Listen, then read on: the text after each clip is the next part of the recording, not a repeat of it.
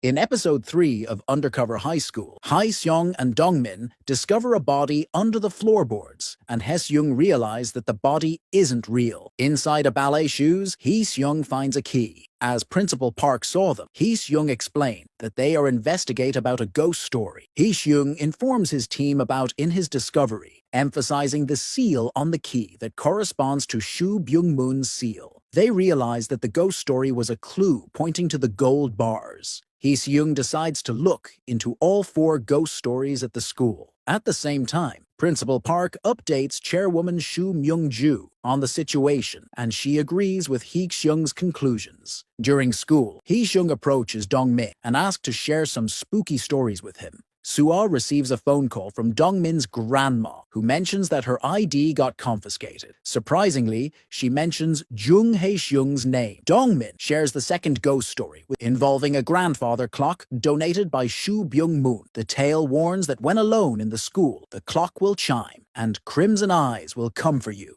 In the midst of this, Oh-suah confronts Hye-seung about a stolen ID, demanding a meeting at the counseling office after school. She remembered about her first day as a teacher upon seeing the pink headphones on her drawer. Meanwhile, Director Kim at the police station receives a report indicating the statue that Hye-seung's recovered was a fake. Realizing the potential consequences for Hye-seung's mission, and he shred the report. Hye-seung sends a message to Oh-suah, saying he forgot to turn off the stove and won't be able to make it to their counseling session. Instead, he goes to the school's security guard and accuses him of being the one at the ballet studio. The guard confesses that he discovered a hidden passage while feeding a cat. Intrigued by a ghost tale, he explored it and stumbled upon a skeleton. In his haste, he dropped his phone inside and returned with a hammer to repair the floorboards after Dongmin mistook him for a ghost. Hye-seung discovers his colleagues running a sandwich shop near the school as a secret team headquarters.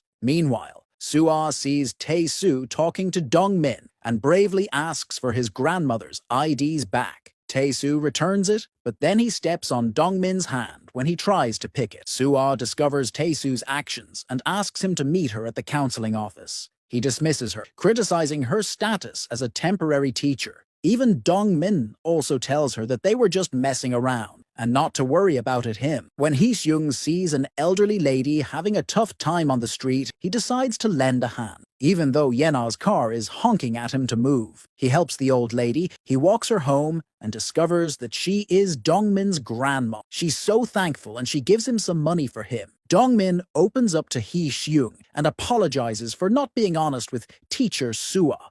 Before he leaves, Hye-seung gives Dongmin his phone number. Suah talks to Rian about Tae-soo, whose father is an influential assemblyman. Rian suggests Suah ignore the bullying incident to protect her job. At a convenience store, Suah and Hye-seung clash over a drink. Suah apologizes for misunderstanding about Tae-soo and him. Suah notices Hye-seung removing peas from his food, and she reminisces her childhood memory. When the police show up at Dongmin's house and take his grandmother away for being connected to a gambling website, Dongmin reaches out to Hye-seung for assistance. Hye-seung realizes that Tae-woo is behind this and advises Suah to intervene. The next day, a post appears on the school discussion board accusing Tae-soo's bullying Dongmin and involving his grandmother in gambling, leading the vice principal to instruct Suah to arrange a meeting with Tae-soo and Dongmin's parents, along with chairwoman Shu Myung-ju. However, it is later revealed that Suah was the one who posted that accusation. Chairwoman Seo Myung-ju catches Hye-seung trying to open the grandfather's clock at the school later that night. She introduces herself and makes cryptic comments about his curiosity. She advises him to reach out to her if he needs assistance. Dongmin promises to help his grandmother to get out of jail and meets Tae-soo at home. The following day, the students meet with Myung-ju. However, Dongmin denies posting online, placing the blame on Hye-seung instead.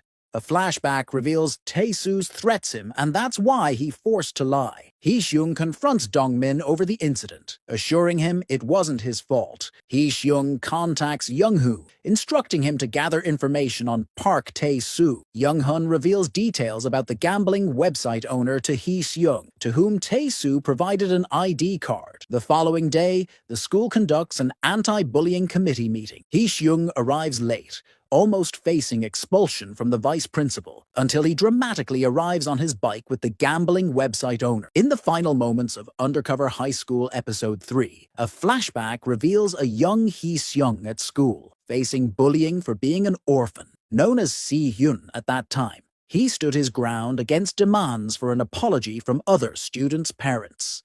Shuko, his guardian, witnessed Hee-seung's struggles and offered him the option to study at home instead.